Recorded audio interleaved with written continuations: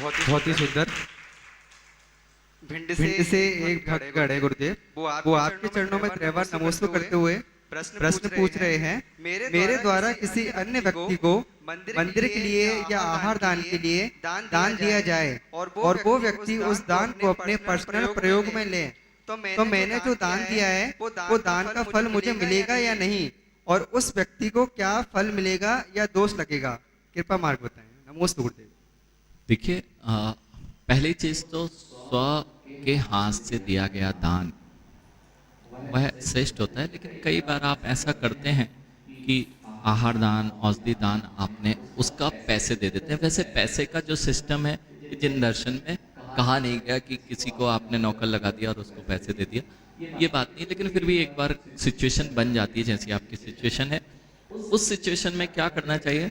आप यदि चौके में कुछ आहार दान या फल आगे लेके जा रहे हैं और उसने आपका फल नहीं चलाया, पहली चीज, आप मुनियों के उद्देश्य से तो लेके नहीं जाया जाता, अर्थात अपना भोजन होता है, आप दे रहे हैं वहां पर, तो जरूरी नहीं है वह चल पाए।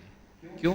उनका त्यागी था, आप जो दे के आए वो त्याग था। तो पहली चीज वहां सिचुएशन देखना होगी कि आपने जो दिया उसने चलाया क्यों नहीं, और अगर हो सकता है वह अपना द्रव्य चलाए, तुम्हारा नहीं चलाए, तो आप यदि दानवीर हैं और दान आप देना चाहते हैं, कोई बात नहीं, अच्छी बात है, दीजिए, देना ही चाहिए। लेकिन ये बोल के दीजिए कि मेरी तरफ से मेरा काम तो हो गया है, आप इसका जहां भी सदुपयोग करना चाहें वहां आप कर लें, इससे आपको संतुष्टि रहेगी।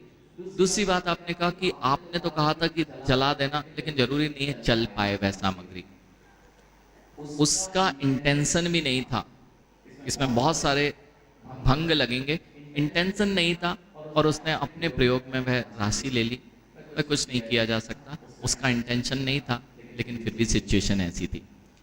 थर्ड जो आपका केस है, यदि इंटेंशनली आपने दिया और उसने खा लिया है, मंदिर में द्रव्य दिया, उसने अपने घर में या निजी प्रयोग में रख लिया है, तो आप चिंता नहीं कीजिए, आपके दान का फल तो आपको मिलना ही मिलना है, किंतु उस व्यक्ति को बहुत चिंता करने की जरूरत है। जो व्यक्ति मंदिर के द्रव्य को, देव शास्त्र गुरु के निमित्त के द्रव्य को खाते हैं, यदि पर की संपत्ति पर कोई कब्जा करे तो पुलिस पकड़ के ले जाती है, प्रशासन दंड व्यवस्था है। यानी, और यदि देव शास्त्र गुरु के निमित्त से ही तुम उनकी ही संपत्ति पे कब्जा कर बैठे, तो फिर उस कर्म का प्रतिफल तो बहुत ही दयनीय स्थिति वाला होता है। इसलिए लोग समझें, जब लोग खाते हैं तो दंड दिया जाता है,